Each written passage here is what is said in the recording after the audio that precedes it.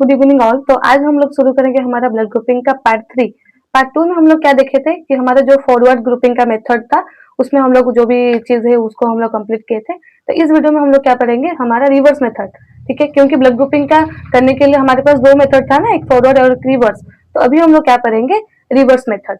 तो reverse method को हम लोग और क्या बोल सकते हैं, इनडायरेक्ट मेथड। फॉरवर्ड को जैसे हम लोग क्या बोल रहे थे कि वो एक डायरेक्ट मेथड होता है, तो रिवर्स को हम लोग क्या बोलेंगे, इनडायरेक्ट मेथड। और उसको हम लोग और क्या बोल सकते हैं, सेरम ग्रुपिंग। सेरम ग्रुपिंग का मतलब ये है कि यहाँ पे क्या होता है ना, जो पेशेंट का सैंपल होता है, हम लोग सैंपल उसका क्या लेंगे, सेरम लेंगे, इसीलिए उसको हम लोग सेरम ग्रुपिंग भी बोल सकते हैं। और इनडायरेक्ट और तुम्हारा जो भी रिवर्स मेथड है, तो रिवर्स मेथड में क्या होता है, it is opposite to direct method. तो जो डायरेक्ट मेथड था उसका पूरा ऑपोजिट क्या है, रिवर्स मेथड। तो रिवर्स मेथड में हम लोग सैंपल क्या लेंगे, पेशेंट का सेरम, उसके साथ और क्या लेंगे, known group A and known तुम्हारा बी ग्रुप। इसका मतलब ये है कि हम लोग जो फॉरवर्ड ग्रुप में हम लोग रिएजेंट क्या यूज कर रहे थे, जो एंटीसेरा ए एंटीसेरा बी था ना, यहाँ पे लेकिन कोई एंटीसेरा हम लोग यूज नहीं करेंगे।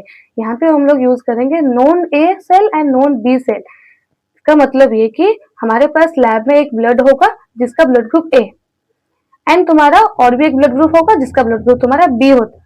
वो दोनों ब्लड ग्रुप हमारे पास स्टोर होके रहता है और उसको हम लोग रिवर्स ग्रुप में हम लोग ऐड करेंगे। ओके, तो क्या लेंगे हम लोग, सैंपल, पेशेंट का सैंपल होगा सेरम, उसके साथ रिएजेंट। रिएजेंट में हम लोग यहाँ पे क्या यूज कर रहे हैं, non A and non B. Non A and B का मतलब ये कि हमको पता है ये ब्लड सेल तुम्हारा ए ब्लड ग्रुप एंड तुम्हारा B blood group. The reverse method can be perform in the two method. जो रिवर्स मेथड होता है उसको भी हम लोग दो मेथड में कर सकते हैं, एक तुम्हारा ट्यूब मेथड और एक तुम्हारा स्लाइड मेथड। ट्यूब मेथड का मतलब क्या है, जो मेथड में हम लोग ट्यूब यूज करेंगे। स्लाइड मेथड का मतलब क्या है, जो मेथड में हम लोग तुम्हारा माइक्रोस्कोपिक स्लाइड यूज करेंगे। तो पहला हम लोग देख लेते हैं हमारा टेस्ट ट्यूब का मेथड क्या होता है। तो यहाँ पे क्या होगा, हम लोग क्या करेंगे, पहले दो टेस्ट ट्यूब लेंगे और वो टेस्ट ट्यूब को हम लोग क्या करेंगे, पहले लेबलिंग करेंगे। एक तुम्हारा ए कर लो, एक तुम्हारा बी कर लो। दोनों टेस्ट ट्यूब लेना, वो क्लीन एंड ड्राई होना चाहिए। उसको क्या करना, पहले लेबलिंग कर दो ए एंड बी। लेबलिंग करने के बाद पहला ऐड करो पेशेंट का सैंपल। तो यहाँ पे सैंपल क्या होगा, सेरम।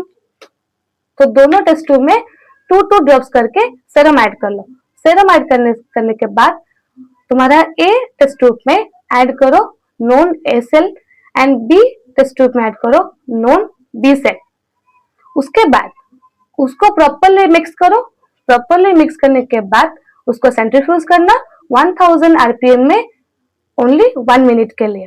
उसके बाद क्या होगा, उसके बाद जो एग्लूटिनेशन होगा वो एग्लूटिनेशन को देख के हमको रिपोर्ट लास्ट में देना है।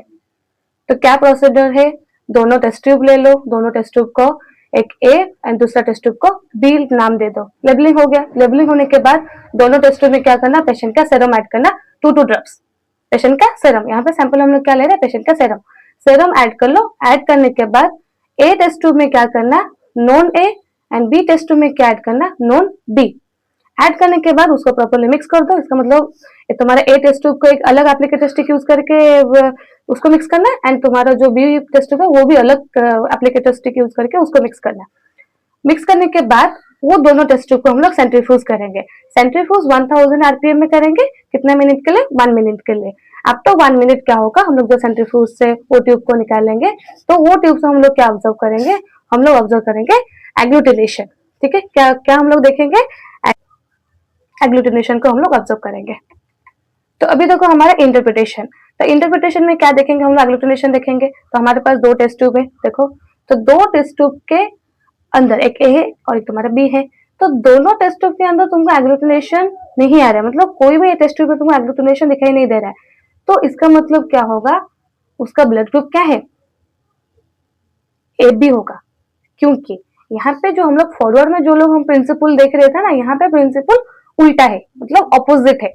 ऑपोजिट का मतलब ये है कि फॉरवर्ड में हम लोग क्या देख रहे थे कि जो सर्कल या जो तुम्हारा टेस्ट ट्यूब के अंदर एग्लूटिनेशन हो रहा है उसके अंदर वही एंटीजन प्रेजेंट होता है, राइट। तो उस हिसाब से हम लोग एंटीजन है तो वही सेम ब्लड ग्रुप हम लोग उसको आइडेंटिफाई कर रहे थे। लेकिन यहाँ पे क्या है, रिवर्स ग्रुप में हम लोग एंटीबॉडी डिटेक्ट करते हैं। ये बहुत इंपॉर्टेंट पॉइंट है, याद रखो।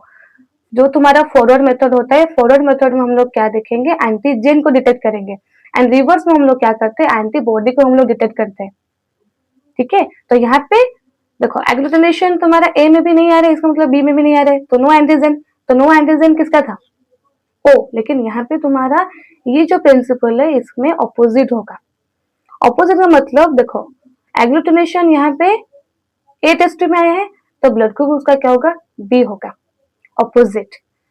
यहाँ पे तुम्हारा देखो कौन से टेस्ट ट्यूब में एग्लूटिनेशन आए हैं? बी में। तो बी में आया तो उसका ब्लड ग्रुप क्या होगा? ए। हमेशा याद रखो रिवर्स ब्लड ग्रुप में हम लोग क्या डिटेक्ट करते हैं? एंटीबॉडी हम लोग डिटेक्ट करते हैं, एंटीबॉडी। तो एग्लूटिनेशन यहाँ पे कौन सा ट्यूब में आ रहा है? बी टेस्ट ट्यूब है ना, तो इसका मतलब एंटीबॉडी क्या है? बी।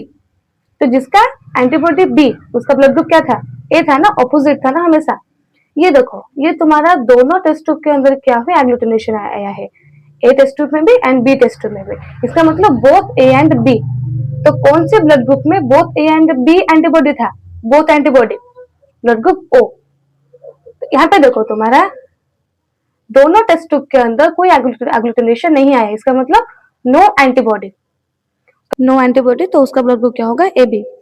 ठीक है। ये जो तुम्हारा पिछले फर्स्ट वीडियो में हम लोग देखे थे ना कौन से ब्लड ग्रुप में एंटीजन एंटीबॉडी होता है, उसको याद नहीं रखोगे तो ये इंटरप्रिटेशन तुमको गलत कर सकते हो। क्योंकि हम तुम्हारा जो फॉरवर्ड मेथड हो गया, फॉरवर्ड मेथड में हम लोग क्या डिटेक्ट करेंगे? एंटीजन। एंड रिवर्स मेथड में हम लोग क्या डिटेक्ट करें? एंटीबॉडी। ठीक है। तो ये तुम क्लियर? ये जो तुम्हारा जो ट्यूब में एग्लूटिनेशन आएगा इसका मतलब उसके पास वो एंटीबॉडी प्रेजेंट है, क्योंकि रिवर्स में हम लोग क्या कर रहे हैं? एंटीबॉडी को डिटेक्ट कर रहे हैं। तो एंटीबॉडी, तो ए में एग्लूटिनेशन आ रहा है इसका मतलब एंटीबॉडी क्या है? ए एंटीबॉडी है। तो ए एंटीबॉडी का ब्लड ग्रुप क्या होता है? बी होता है।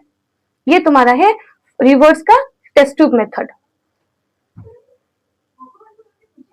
अभी देखो स्लाइड मेथड। तो स्लाइड ट्यूब से स्लाइड वो भी बहुत ज्यादा इजी होता है।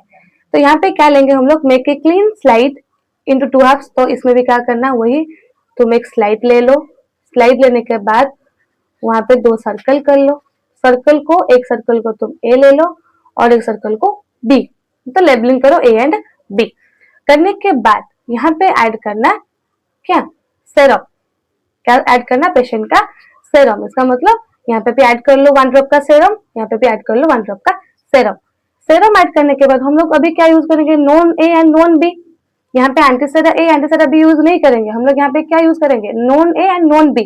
तो जहां पे तुम लोग ए लेबलिंग की हो तो वहां पे हम लोग क्या करेंगे? नॉन ए को ऐड करेंगे। जहां पे तुम लोग बी उसको मार्क की हो तो वहां पे हम लोग क्या करेंगे? नॉन बी को ऐड करेंगे। तो प्रोसीजर क्या है? एक माइक्रोस्कोपिक स्लाइड लो, उसको दो सर्कल करके लेबलिंग कर लो, पहला ए एंड दूसरा बी। ऐड करने के बाद पहला क्या करो? पेशेंट का सैंपल ऐड कर लो। सैंपल ऐड करने के बाद ए सर्कल में तुम्हारा नॉन ए सेल को ऐड करो, बी सर्कल में नॉन बी सेल को ऐड करो। ऐड करने के बाद उसको प्रॉपर्ली मिक्स करो। मिक्स करने के बाद 2 मिनट के लिए वेट करो फॉर द एग्लूटिनेशन। इसके लिए हम लोग वेट करेंगे तुम्हारा एग्लूटिनेशन के लिए। उसके बाद तुम्हारा इंटरप्रिटेशन आएगा। देखो ये तुम्हारा स्लाइड है, स्लाइड के तुम्हारा एक ए है और एक तुम्हारा बी है। तो एग्लूटिनेशन तुम्हारा ए सर्कल में आ रहा है, इसका मतलब एंटीबॉडी क्या है? ए, लेकिन उसका ब्लड ग्रुप क्या होगा? बी। और देखो सेकंड वाला तुम्हारा बी सर्कल के अंदर तुम्हारा एग्लूटिनेशन आया है, इसका मतलब उसका एंटीबॉडी क्या है? बी, लेकिन उसका ब्लड ग्रुप क्या होगा? ए। क्योंकि हमेशा याद रखना जो ब्लड ग्रुप होता है उसका ऑपोजिट होता है तुम्हारा एंटीबॉडी। तो ये जो तुम्हारा तीसरा स्लाइड है देखो, A and B both circle में तुम्हारा एग्लूटिनेशन आया है। तो बोथ एग्लूटिनेशन आया मतलब बोथ ए एंड बी दोनों एंटीबॉडी प्रेजेंट है। तो दोनों एंटीबॉडी प्रेजेंट किसका था? कौन सा ब्लड ग्रुप का? Blood group O. ठीक है। लास्ट वाला देखो तुम्हारा दो सर्कल के अंदर एग्लूटिनेशन नहीं आया है, ए एंड बी दोनों सर्कल में एग्लूटिनेशन नहीं आया है, इसका मतलब उसके पास कोई एंटीबॉडी प्रेजेंट नहीं है। तो कौन सा ब्लड ग्रुप में तुम्हारा एंटीजन प्रेजेंट नहीं हुआ था? Group A B blood group. तो फॉरवर्ड मेथड में हम लोग क्या देख रहे थे? एंटीजन। तो इसका मतलब हम लोग जो सैंपल ले रहे थे आरबीसी, तो उसके अंदर क्या होता है? एंटीजन होता है। और हम लोग जो एंटीसेरा यूज कर रहे थे उसके अंदर क्या होता है? एंटीबॉडी। तो रिएक्शन कब होता है? एंटीजन एंड एंटीबॉडी जब सेम होता है, जैसे कि एंटीजन ए एंड एंटीबॉडी ए, तो उसके अंदर क्या होता है? रिएक्शन होने के बाद एग्लूटिनेशन आता है। तो वही सेम चीज का रिवर्स हम लोग जब पढ़ेंगे तो रिवर्स में हम लोग क्या देखेंगे? एंटीबॉडी डिटेक्ट करेंगे। तो हम लोग जो पेशेंट का सैंपल के जो सेरम यूज कर रहे हैं वो सेरम में क्या है? एंटीबॉडी है। और हम लोग जो non A and non B use कर रहे हैं उसके अंदर में क्या है? एंटीजन है, तो उसके अंदर में क्या होता है, एंटीजन एंटीबॉडी के अंदर रिएक्शन होने के बाद एग्लूटिनेशन आता है।